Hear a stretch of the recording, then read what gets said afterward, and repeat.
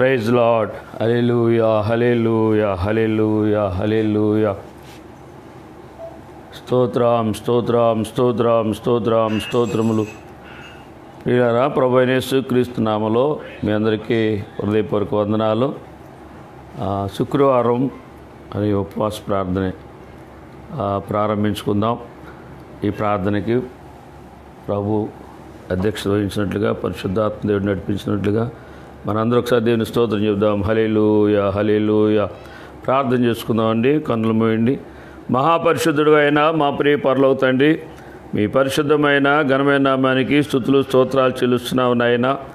నిన్న నేడు నిరంతరం ఏకరీతిగుణ ప్రభువా నీ స్తోత్రాలు. భూమిని ఆకాశాన్ని సృష్టించిన సృష్టికర్తమైన మా దేవుడు నీ స్తోత్రం చెల్లిస్తున్నాం ప్రభువా నాయన. నీ స్తోత్రాలు బెతెస్దా గాడ్మేష్ బట్టి నీ స్తోత్రాలు చెల్లిస్తున్నాం నాయన. ఈ ఆరాధనకి మీరు అధ్యక్షం వహించండి.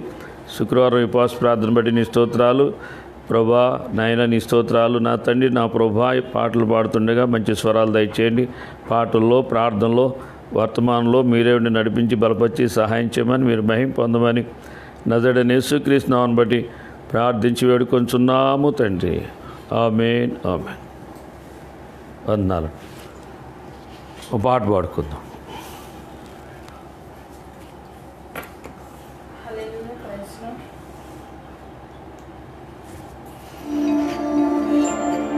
Welcome to Digital Gospel.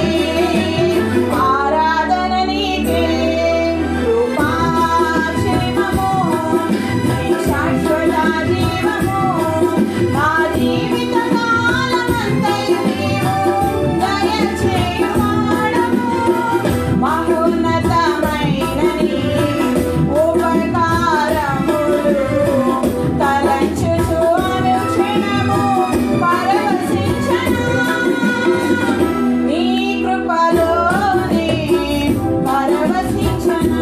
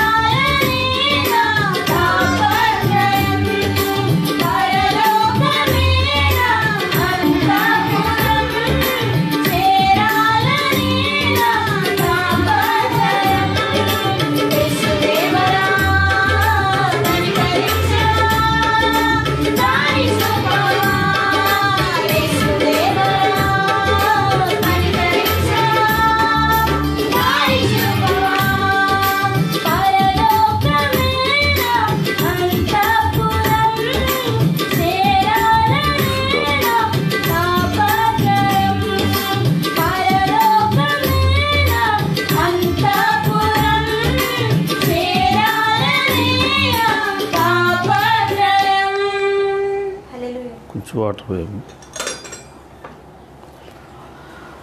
Praise Lord. Thank you Jesus. Praise Lord. లైవ్లో వీక్షిస్తున్న మీ అందరికీ ప్రభువైన యేసుక్రీస్తు నామములో బెతెస్దా గాడ్ మినిస్ట్రీ ద్వారా శుభాకాంక్షలు తెలియజేస్తున్నాను. వందనాలు. దేవుడు తన మహాకృపను బట్టి ఈరోజు కాడ లైవ్లోకి రావటానికి మరి దేవుడు మనకి ఇచ్చిన సమయం కొరకు అందరూ ఒకసారి దేవుని స్తోత్రం చెప్దాం. దేవుని వాక్యము దేవుడిది, మాట్లాడేది పరిశుద్ధాత్ముడు అని మనం గ్రహించి ఆ దేవుని మాట శ్రద్ధగా విన్నప్పుడు ఆ దేవుని వాక్యం మన ఆస్వాదిస్తుంది, దేవుని మాటే మన ఆస్వాదిస్తుంది. కనుక ఆ మాట దేవుని మాటగా నమ్మితే దేవుడు మనకు తోడుగా ఉండి దేవుడు మనని ప్రతి విషయంలో దేవుడు మన ఆస్వాదిస్తాడని దేవుని యొక్క సత్యము వాక్యం చెప్తుంది. క్లియరా? ఈరోజు మనం ధ్యానించుకునే అంశము దేవుడు మనకు తోడై ఉండును అని దేవుని వాక్యంలో కొన్ని అంశాలుగా ఆనాడు మోషేతో దేవుడు తోడుగా ఉండి యెహోషువతో దేవుడు వాగ్దానం చేసిన ఈ మాటను బట్టి ఈరోజు యెహోషువ గ్రంథములో కొన్ని విషయాలు మనం ధ్యానం చేసుకుందాం. దానికి ముందుగా మనం ప్రార్థన చేసుకుందాం. మహాపరిశుద్ధుడైన మా ప్రియ పరలోక తండ్రి, మీ పరిశుద్ధమైన ఘనమైన నామానికి స్తుతులు స్తోత్రాలు చెల్లిస్తున్నాం ప్రభువా. నాయన, ఇంతవరకు పాటల ద్వారా మీ నామానికి మహిమ తెచ్చుకున్నారు. పాటలు పాడి నిన్ను మహింపరిచి నీ బిడ్డలను దీవించి ఆస్వాదించండి ప్రభువా.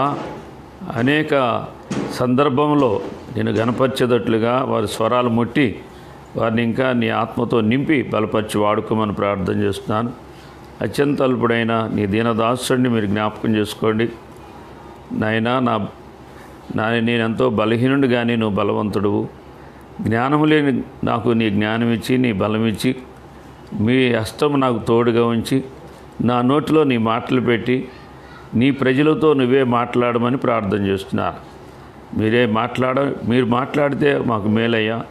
మీ మాటల్లో జీవము, మీ మాటల్లో బలము నాయనా. ఈ లోకాన్ని జయించగలిగిన శక్తి మీరు జయించారు కనుక ప్రభా, మీరు మాకు తోడుకుంటే మేము జయిస్తామని ఒక విశ్వాసముతో ప్రభా మేము జీవిస్తున్నాం. మీ కనికరంతో జ్ఞాపకం చేసుకుని ఈ కూడికలో మీరు మాతో ఉన్నారని, మాతో మాట్లాడుతున్నారని మేము గ్రహించగలిగినట్లుగా సహాయం చేయమని, వినగలిగిన చెవులు, గ్రహించుకునే హృదయము మా అందరికీ దయచేయమని నజరేయుడైన యేసుక్రీస్తు నామమును బట్టి ప్రార్థించి వేడుకొంచున్నాము తండ్రి. ఆమేన్, ఆమేన్. ప్రియులారా, గమనించండి. యెహోషువ గ్రంథము 1:1 ఉందండి. యెహోవా సేవకుడైన మోషే మృతి నొందిన తర్వాత యెహోవా నూను కుమారుడైన మోషే పరిచారకుడునైన యెహోషువకు ఇలాగూ సెలవిచ్చాను, నా సేవకుడైన మోషే మృతి పొందెను అని యెహోషువతో దేవుడు మాట్లాడుతున్నాడు. యెహోవా దేవుడు యెహోషువతో మాట్లాడుతాను. మోషేకు నేను తోడై ఉన్నట్లుగాను నీకు కూడా నేను తోడై ఉంటానని దేవుడు వాగ్దానం చేస్తున్నాడు. ఇక్కడ మనం చూసుకున్నప్పుడు మనుషులంగా ఒక తోడు మనం కోరుకుంటాం. భార్యకి భర్తగా తోడుండాలని, భర్తకి భార్య తోడుండాలని, పిల్లలు తల్లిదండ్రులకు తోడుండాలని, అలాగే స్నేహితులు, ఇరుగు పొరుగువారు, సమాజంలో ఒక తోడు కొరకు, ఒక స్నేహం కొరకు, ఒక సపోర్ట్ కొరకు మనం ఎదురు చూస్తూ ఉంటాం. ఇక్కడ మరి శరీర సంబంధముగా కొంతమంది మనకి సపోర్ట్గా ఉన్నట్టుగా, మనం బలపరిచినట్లుగా, మనకు తోడున్నట్లుగా మనం ఆశిస్తాం.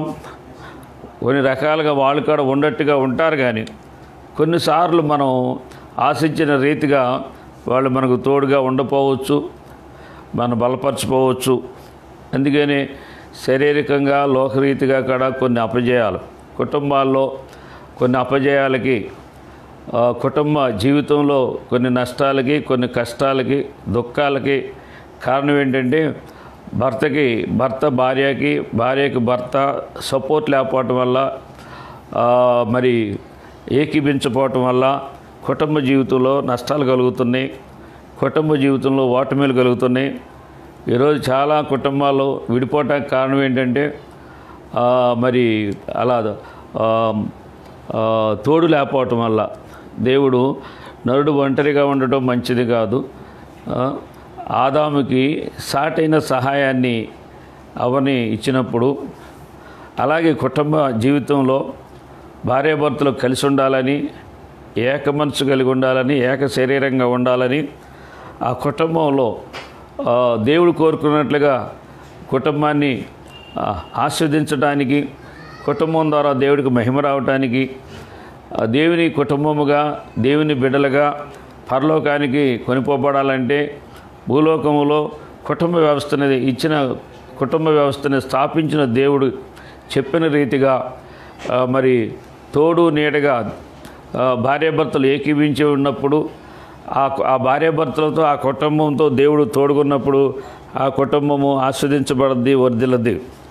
అలాగే ఒక సమాజాన్ని నడిపించడానికి కూడా ఆ నాయకుడికి దేవుడు తోడుండాలి. ఇజ్రాయెల్ జనాంగాన్ని నడిపించడానికి మోషేని నాయకుడిగా పిలిచాడు. ఆ మోషేకి పరిచారకుడిగా యెహోషువ ఉన్నాడు. యెహోషువ పరిచారకుడిగా దేవుడు మోషేతో మాట్లాడేవాడు. మోషే యెహోషువతోనూ సమాజంతో చెప్పేవాడు. యెహోషువ మోషే చెప్పినట్లుగా తూచా తప్పుకోకుండా పరిచర్య చేసినట్లుగా మోషేని దగ్గర మరి దేవుడి దగ్గర కాడ మంచి సాక్ష్యం పొందుకున్నట్లుగా మనం చూస్తున్నాం. దేవుడి మాట మోషే విన్నాడు, మోషే మాట యెహోషువ కాడ విన్నాడు. అప్పుడు యెహోషువని దేవుడు మోషే స్థానంలో యెహోషువని పెట్టాడు. ప్రియులారా, మన జీవితాల్లో కూడా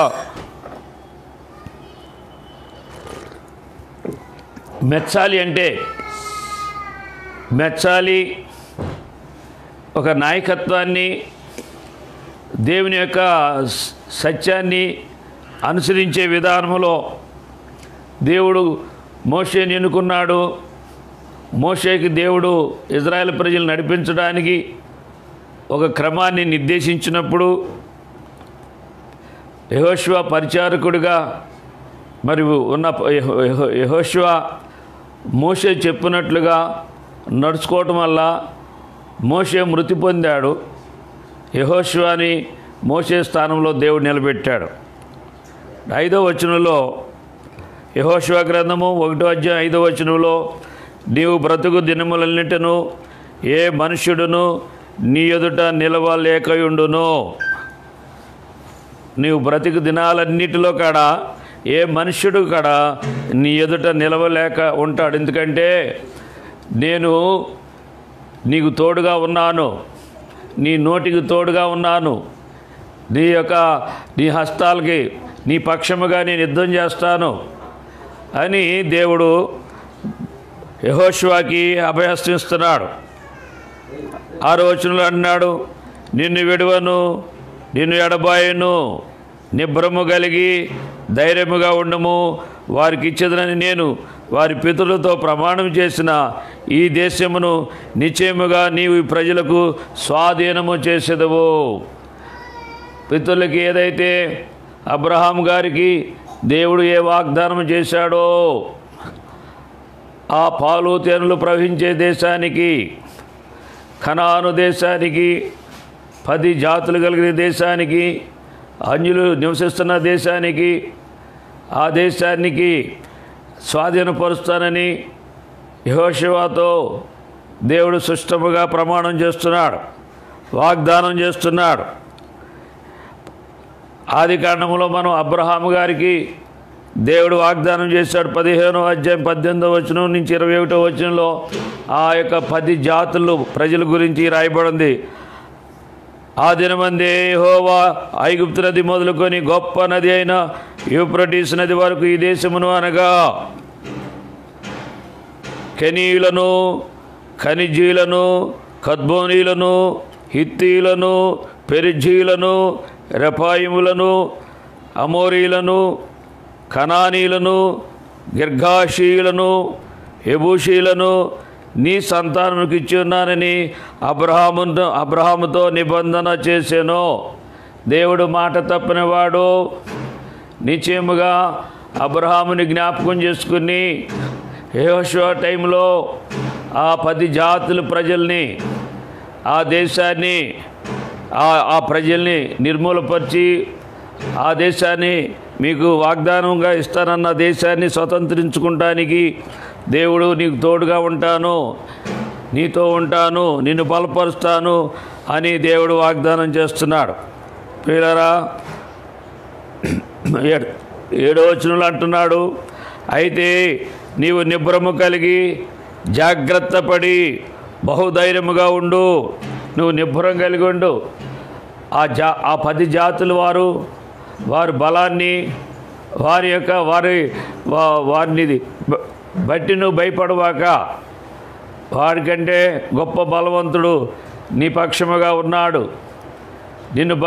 నీ పక్షముగా ఉన్నాడు కనుక నువ్వు వారిని చూడవాక. వాళ్ళు ఎంత గొప్ప బలవంతులో స్థానికులని వాళ్ళని చూడవాక. నువ్వు నిబ్బరము కలిగి ఉండు, జాగ్రత్తగా ఉండు, బహుధైర్యంగా ఉండు. నా సేవకుడైన మోషే నీకు ఆజ్ఞాపించిన ధర్మశాస్త్రం అంతటి చొప్పున చేయి. ప్రియులారా, కొన్నిసార్లు మనము శత్రు బలాన్ని చూస్తాం.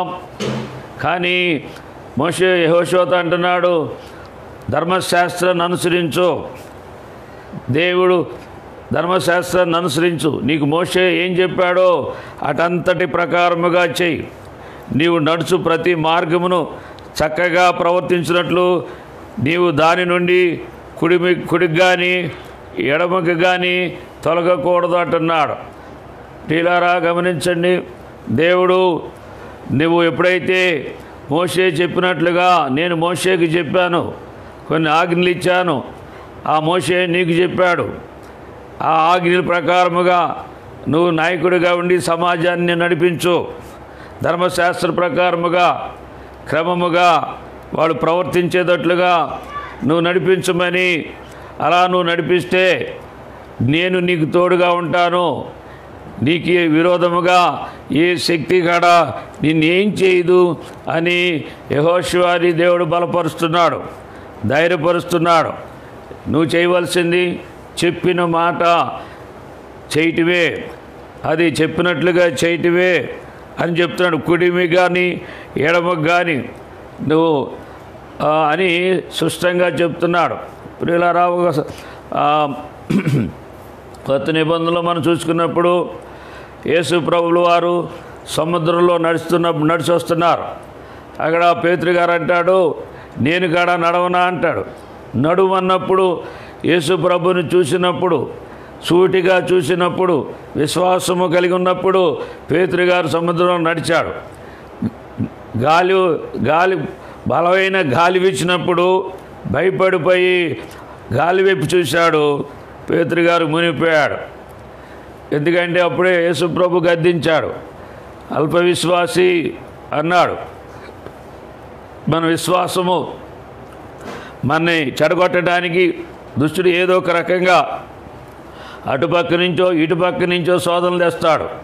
శోధనల వైపు చూడక శోధనల నుంచి విడిపించే దేవుడి వైపు చూసినప్పుడు, దేవుని వైపే దేవుని మనం నమ్ముకున్నప్పుడు శోధన మనపక్షముగా ఉన్న శోధనలో మనపక్షముగా దేవుడు జయం అనుగ్రహిస్తాడని మనం నిశ్చయముగా మనం తెలుసుకోవాల్సిన వారు అయినాం.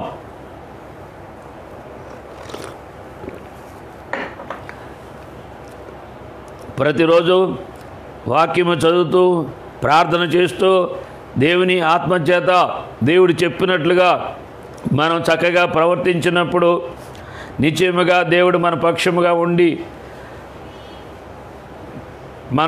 మనం ఏం చేయాలనుకున్నామో మన ప్రయత్నాల్లో దేవుడు మనకు తోడుగా ఉంటాడు. ఆయన బలాన్ని మనకు అనుగ్రహిస్తాడు, ఆయన జ్ఞానాన్ని అనుగ్రహిస్తాడు. ఆయన మన పక్షముగా మరి ప్రతికూలమైన పరిస్థితులన్నిటినీ జయించి మనకి దేవుడి యొక్క ఆశీర్వాదము దీవెన మనకిస్తాడు. మహిమ ఆయన మన ద్వారా మహిమ ఆయన పొందుతాడు. ప్రియులారా,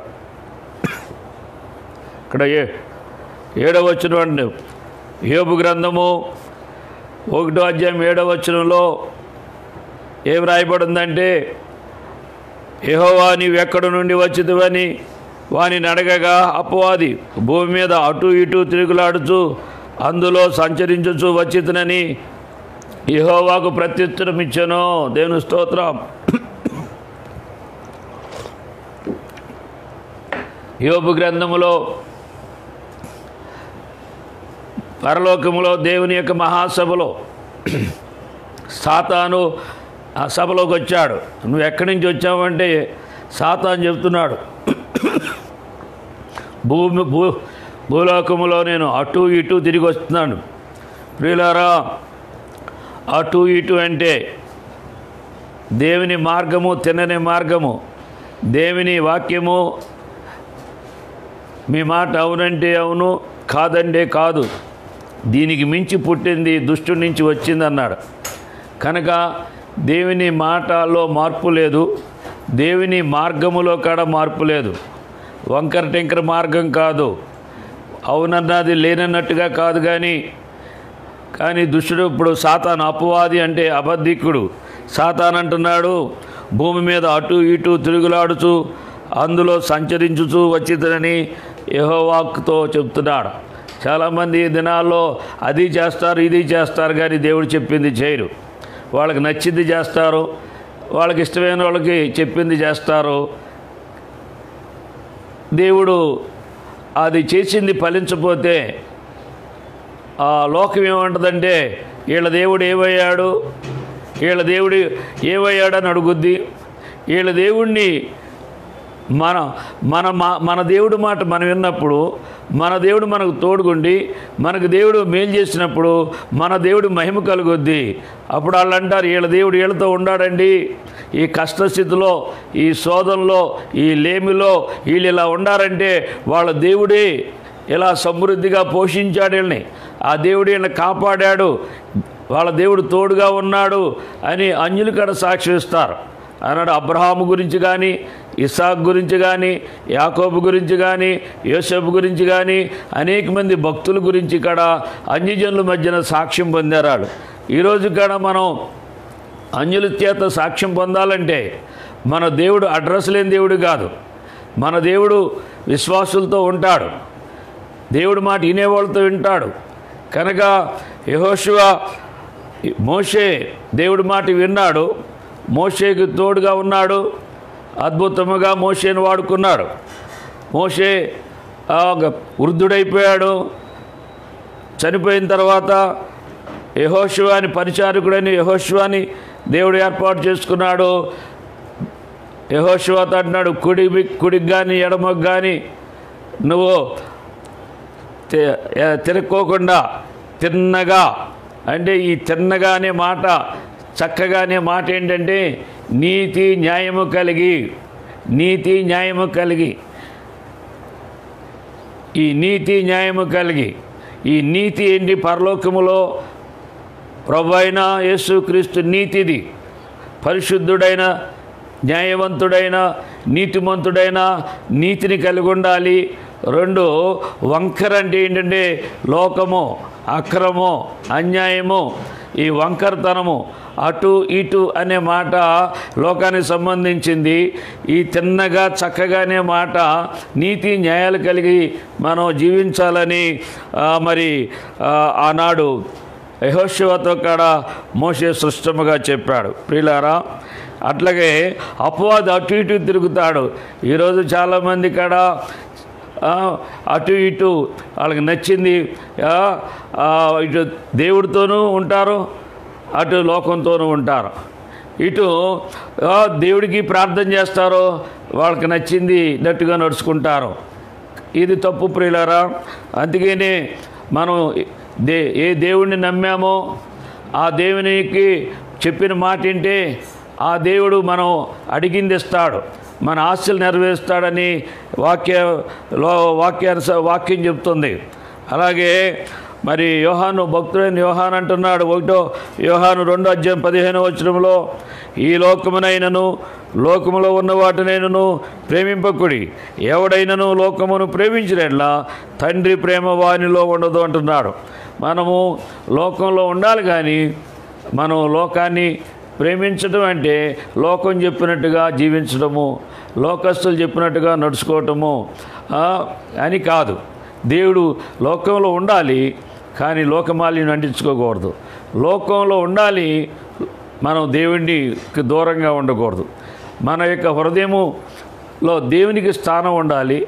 మనం దేవుడు చెప్పినట్టుగా లోకంలో నడుచుకున్నప్పుడు దేవుడు మనకు తోడుగుండి లోకం ద్వారా వచ్చే పాపము, లోకం ద్వారా వచ్చే మాలిన్యము, లోకము ద్వారా వచ్చే మరి శాపము, లోకము ద్వారా వచ్చే ప్రతి నష్టాలు, కష్టాలు అన్నిటికీ కూడా దేవుడు వాటన్నిటి నుంచి మనం విడిపించి మన కాపాడే దేవుడు, అపజయాలని జయముగా చేసే దేవుడు, నష్టాల్ని లాభంగా చేసే దేవుడు, కీడుని మేలుగా చేసే దేవుడు. కనుక దేవుడు ఉంటే మనకి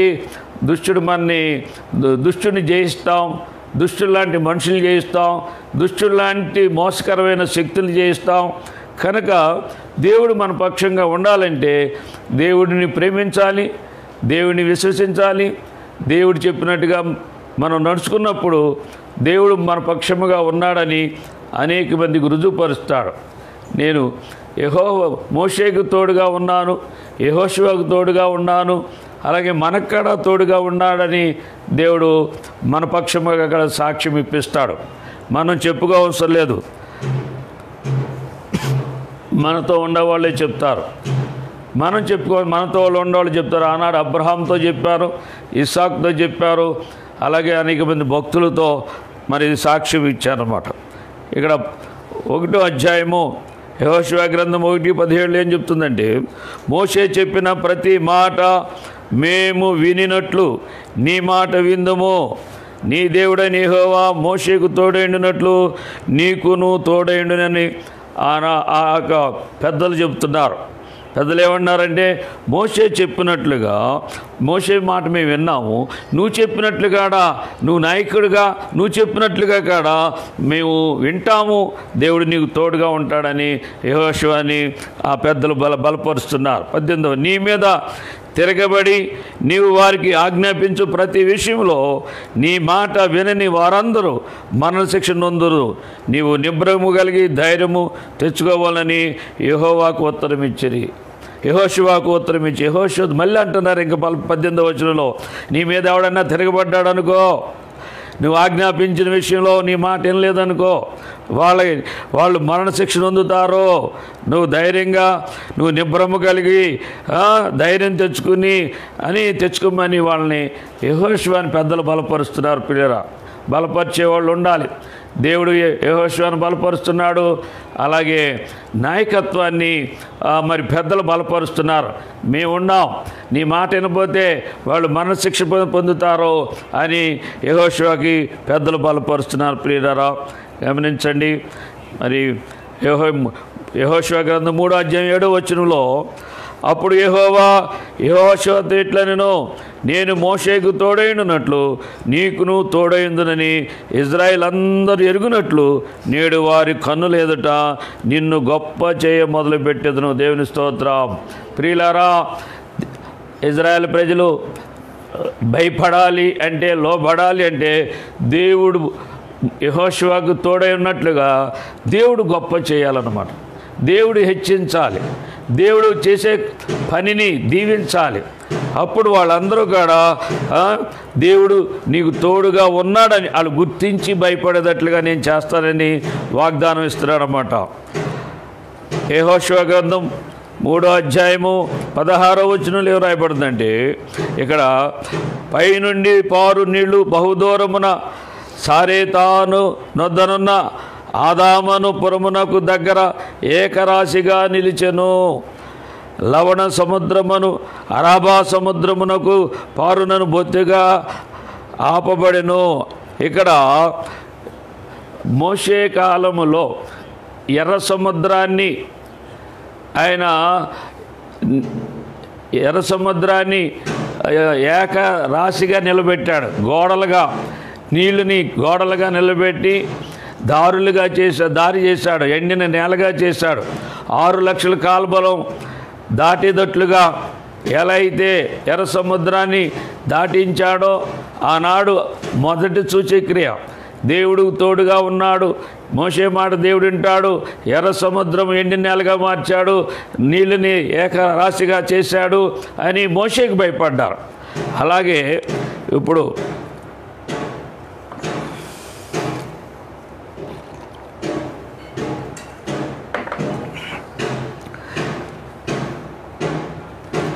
నది విషయంలో కూడా ఒక నదిని దాటడానికి ఏ నదమ్మది?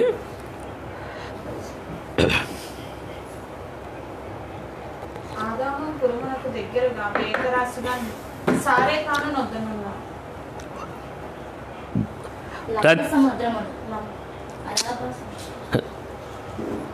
దేవుడు యెహోషువను కనపరచాలనుకున్నాడు. యెహోషువను యోర్దాను నది దాటడానికి యెహోషువను గొప్ప చేయటానికి దేవుడు మరి అక్కడ తన కార్యాన్ని చూపిస్తున్నాడు. 5 వారు దాటుచుండగా ఇజ్రాయెల్ ఎదుట నుండి యెహోవా యోర్దాను నీళ్లను ఎండ చేసిన సంగతి యోర్దానుకు పడమటి దిక్కునున్న అమోరీల రాజులందరూ సముద్రం వద్దనున్న కనానీయుల రాజులందరూ వినినప్పుడు వారి గుండెలు చెదిరిపోయిను. ఎప్పుడైతే యోర్దాను నది నీళ్లు ఎండిపోయినాయో యాజకులు కాళ్ళు పాదాలు చీలమండలి వాళ్ళకి నీళ్లు యోర్దాను నదిలో వాళ్ళ పాదాలు పెట్టంగానే నీళ్లు ఏకరాశిగా నిలబడిపోయినాయి. అక్కడ ఆ రాజులందరూ చూస్తున్నారు. అమోరీల రాజులు అందరూ సముద్రమునొద్దనున్న కనానీయుల రాజులందరూ వినినప్పుడు వారి గుండెలు చెదిరిపోయేను. ప్రియులారా, ఇది ఏ మనుషులు చేయలేనిది. లోకంలో ఏ శక్తులు కానీ మనుషులు కానీ చేయలా. ఎర్ర సముద్రాన్ని ఎండిన నేలగా మార్చిన దేవుళ్ళు ఎవరు లేరు. మనుషుల్లో శక్తులు కానీ ఏ శక్తి కాడా ఇటువంటి గొప్ప కార్యాలు చేయలేదు. ఇది అలాగే ఇక్కడ యోర్దాను నదిని కాడ ఎండిన నేలగా చేయటం అంటే ఆనాడు దేవుడు సేవకులకు యాజకులకు తోడుగా ఉండి యెహోషువకు తోడుగా ఉండి దేవుడు చేసిన వాగ్దానము ఆనాటి అన్యజనుల రాజులు వాళ్ళ యొక్క గుండెలు చెదిరిపోయినాయి అంటండి. వాళ్ళకి ఓటమి భయం పట్టుకుంది. దేవుని ప్రజలతో యెహోషువతో దేవుడు తోడుగా ఉన్నాడు అని ఆ జాతి ప్రజలకి ఆ రాజులకి భయం పుట్టినట్లుగా చూస్తున్నాం. ఇజ్రాయేల్ భయము చేత వారికి ధైర్యమేమీ లేకపోయేను. 14 యెహోషువ గ్రంథం 5:14 అతడు కాదు యెహోవా సేనాధిపతిగా నేను వచ్చి ఉన్నానెను. యెహోషువ నేల మట్టుకు సాగిలపడి నమస్కారము చేసిన నా ఏలినవాడు తన దాసునికి సెలవిచ్చినదేమని అడిగాను. సేనాధిపతిగా యెహోషువ దగ్గరికి సేనాధిపతిగా దేవుడు పంపించాడనమాట. ఈ సేనాధిపతి మరి ఒక దూతగా వచ్చాడు. మరి యేసు ప్రభు అనుకోవాలి, లేదా ఎవరైనా ఒక దూతగా వచ్చాడు. సాగిలపడి నమస్కారము చేశాడంటే దేవుని ప్రతినిధిగా ఇంచుమించు పాత నిబంధనలో యేసు ప్రభు వారే ప్రధాన దూతగా కనపడతాడు. సేనాధిపతిగా వచ్చాడు. అక్కడ మరి అంటే యుద్ధశూరుడైన యెహోషువకి దేవుడు ఒక సేనాధిపతిని పంపించాడు సపోర్టుగా. ప్రియులారా, దేవుడు మరి నమ్మదగిన వాడు. మన చెయ్యి వదిలే దేవుడు కాదు.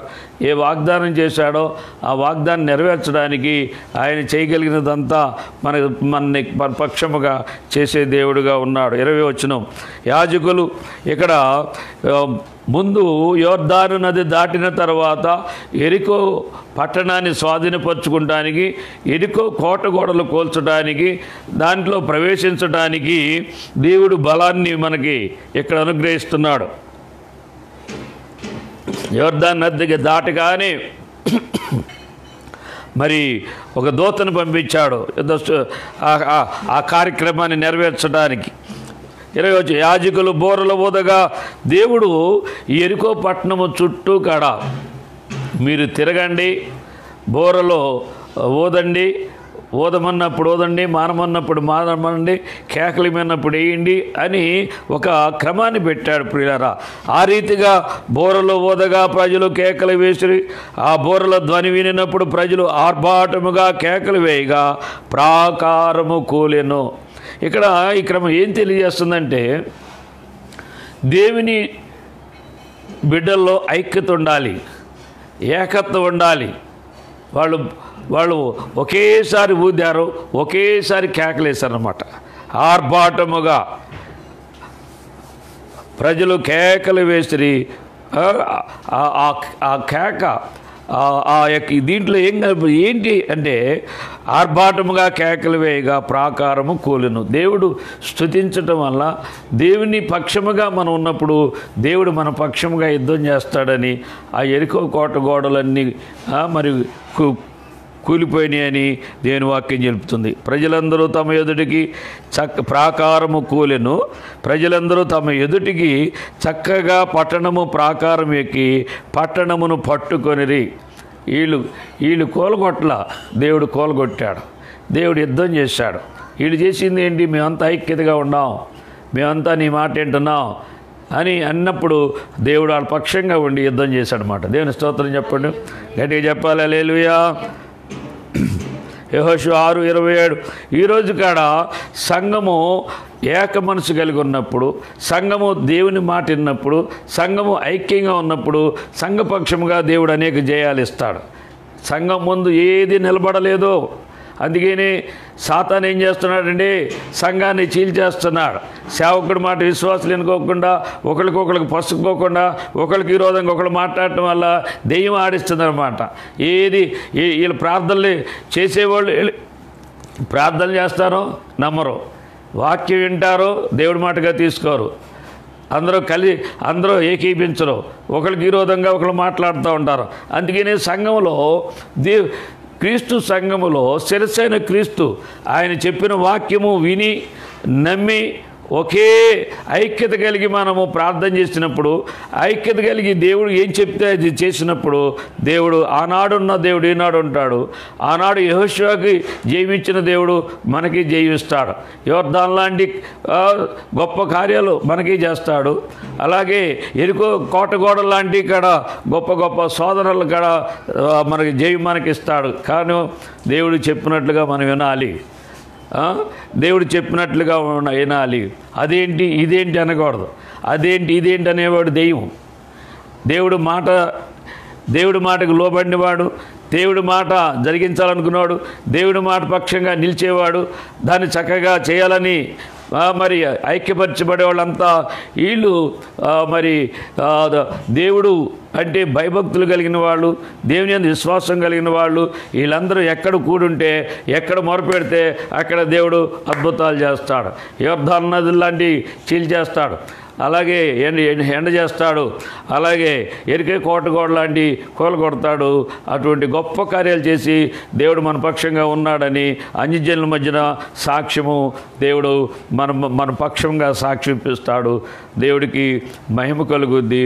అనేక మంది అన్యజనులు మారటానికి దేవుడు మాట మనం వినటం వల్ల, దేవుడి కార్యాలు జరగటం వల్ల దేవుడికి మనము మహిమ తెచ్చిన వాళ్ళంగా దేవుని రాజ్యం కట్టడానికి మనమే ఒక సాధనాలుగా, పనిముట్లుగా మనం వాడబడాలని దేవుని వాక్యము తెలియజేయబడుతుంది. ప్రియులారా, ఒక మాట, అది ఎరుకో పట్టణము శాపగ్రస్తమైనది. దాన్ని దేవుడు ఒక అద్భుతముగా ఆస్వాదించబడిన ఆ జనాంగానికి దాన్ని స్వాధీనపరిచి దానిలో ఉన్న 10 జాతులు వారిని నాశనం చేసినట్లుగా మనం చూస్తున్నాం. యెహోషువ గ్రంథము 7వ అధ్యాయం 12వ వచనం చూద్దాం. కాబట్టి ఇజ్రాయేలు శాపగ్రస్తులై తమ శత్రువుల ఎదుట నిలవలేక తమ శత్రువుల ఎదుట వెనుకకు తిరిగిరి. శాపగ్రస్తులైన వారు మీ మధ్య ఉండకుండా మీరు వారిని నిర్మూలన చేస్తేనే తప్ప నేను మీకు తోడై ఉండను అని ఇలా ఈ జయం పొందిన తర్వాత ఇక్కడ హాయి మీదకి అంటే హాయి మీదకి ఒక చిన్న పట్టణం అనమాట, ఒక చిన్న దేశం. హాయి పట్టు చిన్నది, ఒక 3,000 మంది ఉంటారు. అదంతా ఆఫ్టర్ ఆల్ అనుకున్నారు. దానిలో అక్కడ జయించలేపారు. ఎందుకంటే ఇరుకో పట్టణ శాపగ్రస్తం ఆ పట్టణాన్ని శపించాడు. దానిలో మీరు ఏది ముట్టకూడదంటే ఈ ఆకాన్ అనేవాడు కొన్ని వస్త్రాలు కొంత మరి వెండి అవన్నీ దొంగిలించటం వల్ల దేవుడు శాపగ్రస్తమైంది ఎవరి దగ్గర ఉండటం వల్ల, అందరి దగ్గర ఉందా? ఒక్క ఆకాన్ దగ్గరే ఉంది. కానీ ఆ యొక్క మరి ఆ ఇజ్రాయెల్ ప్రజలకి పక్షంగా లేడు, యెహోషువ పక్షంగా కూడా లేడు. అందుకని వాళ్ళు హాయి మీద ఓడిపోయారు అన్నమాట. అప్పుడు యెహోవా వారికి భయపడకము 20 వచనం, ఆకాను యెహోషువతో ఇజ్రాయెల్ దేవుడని యెహోవాకు విరోధముగా నేను పాపం చేసినది నిజమే అని ఒప్పుకున్నాడు. దేవుడు ఆఖరికి ఎవరో శపితమైంది ఎవరి దగ్గర ఉందనుకున్నప్పుడు వంశాల వారీగా గోత్రం వారీగా అలా ఆఖరికి ఎక్కడికి వచ్చింది? ఆకాన్ దగ్గరికి వచ్చింది అనమాట. ఆకాను పట్టుబడ్డాడు, ఆకాను పాపాన్ని ఒప్పుకున్నాడు. అప్పుడు 8వ వచనంలో అంటున్నాడు, 10వ అధ్యాయం 8వ వచనం, అప్పుడు యెహోవా వారికి అంటే వారికి భయపడకండి, హాయికి మీరు భయపడద్దు, నీ చేతికి వారిని అప్పగించుచున్నాను, వారిలో ఎవడు నీ ఎదుట నిలబడని యెహోషువతో సెలవిచ్చెను. 11-15 తన సేవకుడైన మోషేకు ఆజ్ఞాపించినట్లు మోషే యెహోషువకు ఆజ్ఞాపించును, యెహోషువ అలాగే చేస్తును. యెహోవా మోషేకు ఆజ్ఞాపించిన వాటన్నిటిలో ఒకటి అతడు చేయక విడవలేదు. హాయి మీద జయమిచ్చాడు దేవుడు. దేవుడు ఏది చెబితే అది యెహోషువ చేశాడనమాట. ఒక్కటి కాడ మోషే ఆజ్ఞాపించిన వాటన్నిటి ఒక్కటి అతడు చేయకూడదు. అంటే మోషే చెప్పింది యెహోషువ చేశాడంటే దేవుడు చెప్పిన మాట విన్నట్టే.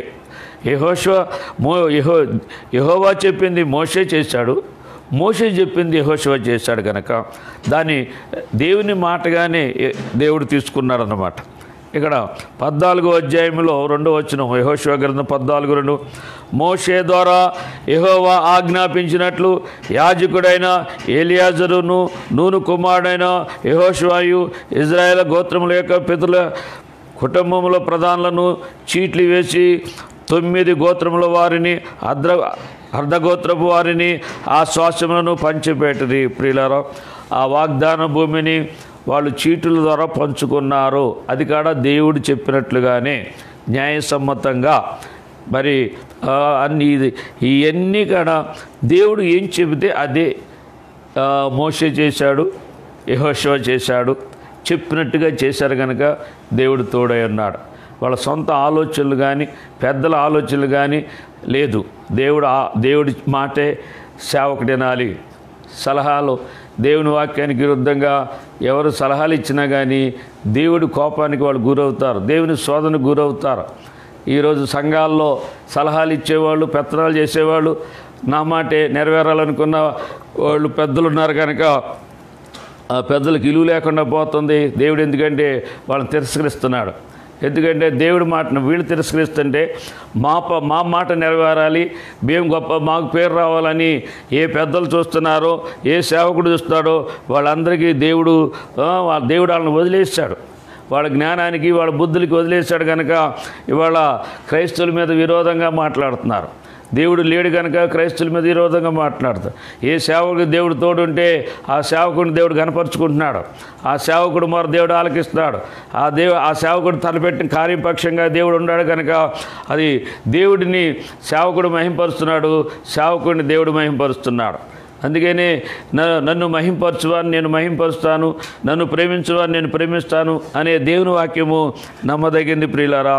అందుకనే యెహోషువ మోషే అన్నాడు, నీ ప్రజలు అన్నాడు. ఆ ప్రజలకి పరిచర్య చేశాడు, ఆ దేవునికి భయభక్తులు కలిగి ఉన్నాడు కనుక మోషేను దేవుడు అంగీకరించాడు. అలాగే మోషే చెప్పినట్లుగా యెహోషువ కాడ మరి చేశాడు కనుక అతనికి మోషే ఎలా సమాజాన్ని నడిపించాడో యెహోషువ కాడ అలాగే చేశాడు. దేవుని మాటని నెరవేర్చాడు. అందుకని యెహోషువ లాస్ట్ వరకు కాడ యెహోషువ కరెక్ట్ సాక్ష్యం కలిగి ఉన్నాడు. మోషే ఒక విషయంలో పొరపాటు పరిశుద్ధాత్మకి విరుద్ధంగా మాట్లాడటం వల్ల ఆ పాలు తేనె ప్రవహించే ఆ దేశాన్ని చూడటానికి అనుమతించాడు కానీ ప్రవేశించడానికి అనుమతించలేదు. మోషే మరి ఎంతో నా ఇల్లంతటిలో మరి నమ్మకస్తుడని సాత్వికుడని మంచి సాక్ష్యము కలిగిన మోషేని ఆ ప్రజలు ఎంతో బాధపెట్టి ఎంతో శోధించి ఎంతో కోపగించుకునేటట్లుగా చేశాడు. అది మరి ఎంత గొప్పవాడైనా మనిషి అని ఆ మనిషి అని కొంచెం మనం అక్కడ మోషే విషయంలో కాడ దేవుడు చూపించాడు. అలాగే ఏలియా విషయంలో కాడ దేవుడు చూపించాడు. దేవుడు ఎప్పుడు ఒక్క రెప్పపాటు దేవుడు లేకపోయినా మనిషిగానే ఉంటాడు. దేవుడు ఉంటే దేవుడు మనిషిగా ఉంటాడు. ప్రియులారా, యెహోషువ అంటున్నాడు 23 యెహోషువ గ్రంథం 23:16 మీరు మీ దేవుడని యెహోవా మీకు నియమించిన ఆయన నిబంధనను మీరి ఇతర దేవతలను పూజించి వారికి నమస్కరించిన యెడల యెహోవా కోపము మీ మీద ఉండును గనక ఆయన మీకు ఇచ్చిన ఈ మంచి దేశంలో ఉండకుండా మీరు శీఘ్రముగా నశించిపోవద్దు అంటున్నాడు.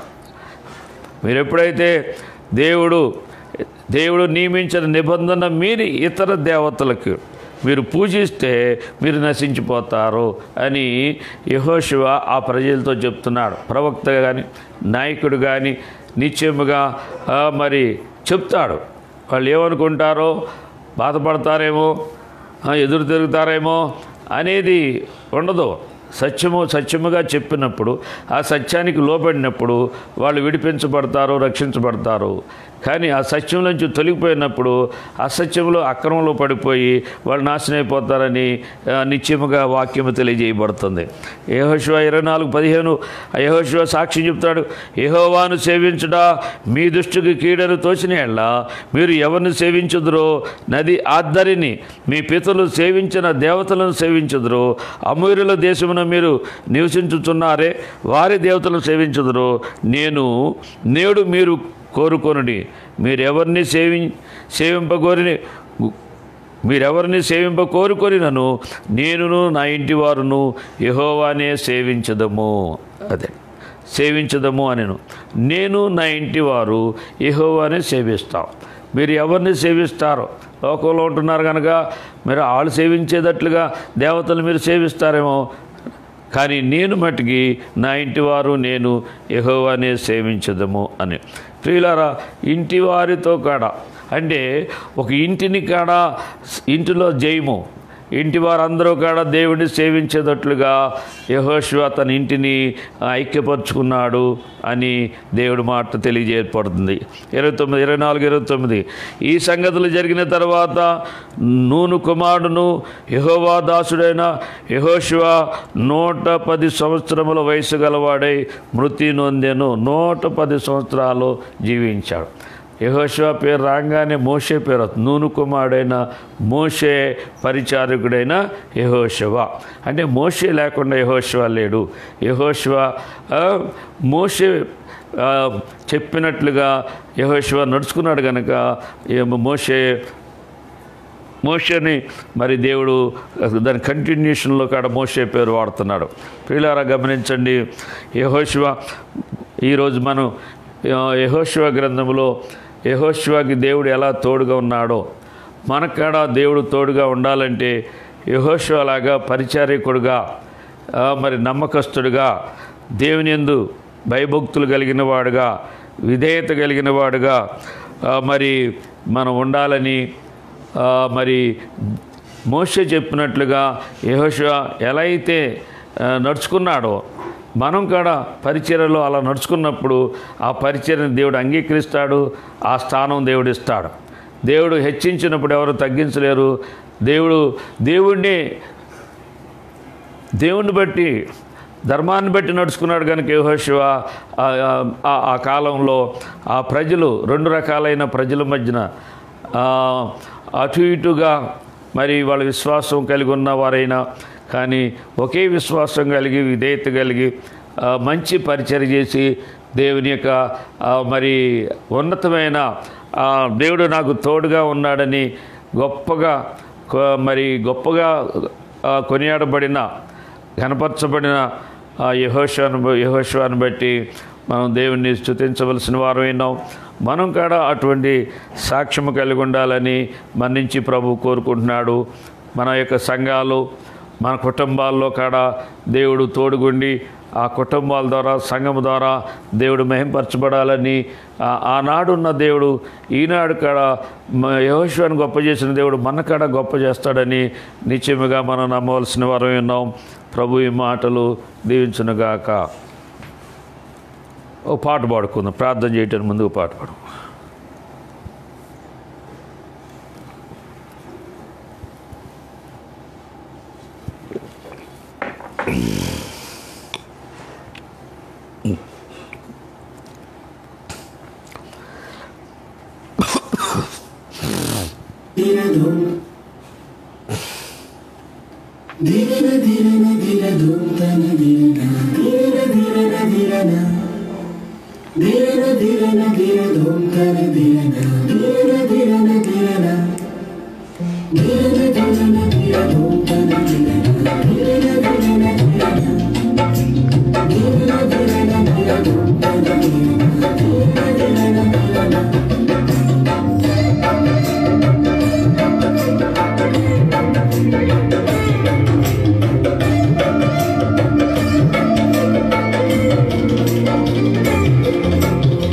నీవు లేని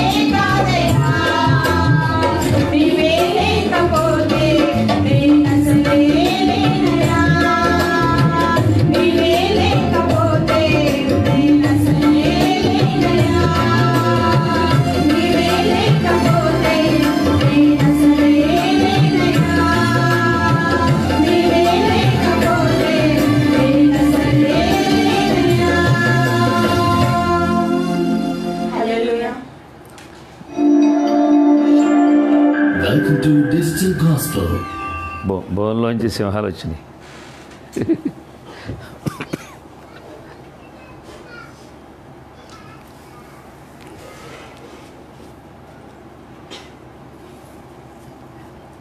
ప్రైజ్ లార్డ్. ప్రియమైన దేవుని బిడ్డలారా, మీ అందరికీ ఒకసారి వందనాలు తెలియజేస్తున్నాను, శుభాలు. దేవుని వాక్యం మనం విన్నాం. మోషే పరిచారకుడైన యెహోషువ గురించి యెహోషువకు దేవుడు తోడుగా ఉన్నాడని మనం విన్నాం. మనకి దేవుడు తోడుగా ఉంటానని, మనల్ని విడను ఎడబాయనని చెప్పిన దేవుడు ఈ కరోనా వైరస్ ఈ ప్రపంచాన్ని భయకంపితులు చేస్తూ మరణానికి తీసుకుని వెళ్తున్న, అనేక కష్ట నష్టాలని కలిగిస్తున్న ఈ సమయంలో మనం నిబ్బరం కలిగి ధైర్యం కలిగి ఉండాలని, దేవుడిని ఆధారం చేసుకుని దేవుడు చెప్పినట్టుగా మనం చక్కగా విశ్వాస జీవితంలో నడిస్తే ఈ వైరస్ మన ఏం చేయదు. ఎందుకంటే మన దేవుడు, మన సృష్టించిన దేవుడు, ఈ సృష్టిని చేసిన దేవుడు, ఆయనకి అసాధ్యమైంది ఏమీ లేదు కనుక ఆనాడు ఎర్ర సముద్రాన్ని పాయలుగా చేసిన దేవుడు, యోర్దాను నదుల్ని దాటిన ఎండిన నేలగా చేసిన దేవుడు, అద్భుతాలు చేసే దేవుడు మన దేవుడు.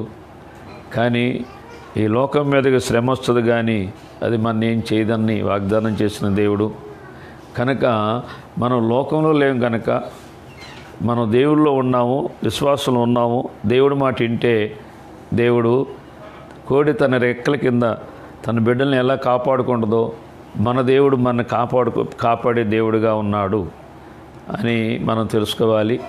కనుక మన దేవుని మనం ఆరాధించుకునే విషయంలో మనం ప్రభుత్వం చెప్పిన ప్రకారముగా, అధికారులు చెప్పిన ప్రకారముగా మనం నడుచుకోవాలి. కానీ మన దేవుడు మనకు తోడుకున్నాడని మన ఇష్టానుసారంగా మనం క్రమం లేకోకుండా నడుచుకోకూడదు.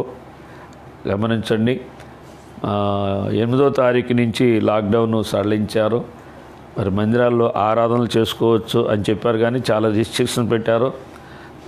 ఎక్కువ మంది గుమ్మికూడకూడదు, సమదూరం పాటించాలి. ఈ యొక్క చేతులు శుభ్రం చేసుకోవాలి, అలాగే మాస్కులు ధరించాలి.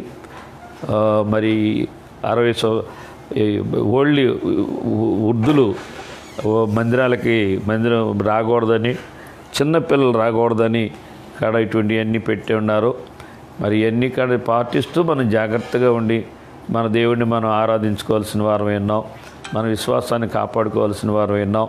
మన దేవుడు మన ద్వారా మహింపరచబడాలని, మన ద్వారా మన దేవుడు గణపరచబడాలని, ఆనాడు ఆ 10 జాతుల వారి యొక్క గుండెలు ఎలా కరిగిపోయినాయో ఈరోజు కాడ దేవుడు మన పక్షముగా, తోడుగా ఉన్న వారి పక్షముగా దేవుడు చేసే మేలులను బట్టి ఆశ్చర్యపోయేటట్లుగా, మారు మనసు పొంది రక్షణ పొందేటట్లుగా ఈ అంత్య దినాల్లో మాకు కూడా మీ దేవుడు కావాలి, మీ దేవుడు రక్షణ కావాలి అనేటట్లుగా మనం ప్రవర్తించాలని మిమ్మల్ని వేడుకుంటున్నాను. గమనించండి. కనుక మనం ఎక్కువగా ప్రార్థన చేసుకుంటూ, దేవుని వాక్యం చదువుకుంటూ, ప్రార్థన చేసుకుంటూ ఆత్మీయంగా మనం బలంగా ముందుకు నడవాలని మేము కోరుకుంటున్నాను. ఈ మాటలు ప్రభు దీవించునుగాక. ప్రార్థన చేసుకుందాం. కన్నులు మూయండి. మహాపరిశుద్ధుడు అయిన మా ప్రియ పరలోక తండ్రి, మీ పరిశుద్ధమైన ఘనమైన నామాన్ని స్తుతులు స్తోత్రాలు చెల్లిస్తున్నాం ప్రభువా. ఈ శుక్రవారం ఈ ఉపవాస ప్రార్థనలో నాయన పాడిన పాటలను బట్టి మేము స్తుతిస్తున్నాం, చేసిన ప్రార్థనలు బట్టి నీ స్తోత్రాలు అయ్యా. ఈ ప్రపంచంలో ఈ కరోనా వైరస్ చేత ఎంతో నాయన ప్రజలందరూ నష్టపోతున్నారు ప్రభువా, కష్టపడుతున్నారు నాయన, మరణిస్తున్నారయ్యా, వ్యాధి భయములతో కుంగుతున్నారు ప్రభువా. నాయన నీ స్తోత్రాలు. కుటుంబాల్లో అనేక మంది ప్రభువా అయ్యా, ప్రతి ఈ యొక్క వైరస్ వల్ల చాలా ఇబ్బందులు పడుతున్నారు తండ్రి, నీ స్తోత్రాలు చెల్లిస్తున్నావు అయ్యా. క్వారంటైన్లోనూ ఐసోలేషన్లో అనేక కుటుంబాలు, కొంతమంది కుటుంబాలుగా ప్రభా నా తండ్రి ఇబ్బందులు పడుతుండగా తండ్రి మీరే సహాయం చేయండి నాయన. ఈ వ్యాధి నిర్మూలపరచండి నాయన. మంచి వ్యాక్సిన్ కనుక్కుంటానికి సహాయం చేయండి నా తండ్రి నాయన ప్రతి ప్రజలందరూ కూడా తన పనులు తను చేసుకుంటూ జాగ్రత్త కలిగి ప్రభా నా తండ్రి నీ యొక్క మార్గంలో నీ కాపుదల్లో ఉన్నట్లుగా సహాయం చేయమని ప్రతి బిడ్డని దీవించి ఆస్వాదించండి. మా భారతదేశాన్ని జ్ఞాపకం చేసుకోండి, మా రాష్ట్రాన్ని జ్ఞాపకం చేసుకోండి, మా ముఖ్యమంత్రి గారిని జ్ఞాపకం చేసుకోండి, ప్రధాని జ్ఞాపకం చేసుకోండి, అధికారులను జ్ఞాపకం చేసుకోండి. ప్రభా మా దేశానికి క్షేమాన్ని ఇచ్చే దేవుడు, కాపాడే దేవుడు నువ్వే, నీకే అప్పగిస్తున్నాం, సహాయం చేయమని నజరేయుడైన యేసుక్రీస్తు నామమును బట్టి ప్రార్థించి వేడుకొంచున్నాము తండ్రి, ఆమేన్. పరమ తండ్రి అయిన దేవుని ప్రేమయు ప్రభువైన యేసుక్రీస్తు కృపయు పరిశుద్ధాత్మ యొక్క అన్యోన్య సహవాసం కూడిన మనకు సకల పరిశుద్ధులకు సదాకాలం తోడే నడిపించునుగాక, ఆమేన్. యేసు రక్తమే జయం, శిలువ రక్తమే జయం, ప్రవేశనామ సంపూర్ణ జంగలకు, ఆమేన్. వందనాలు.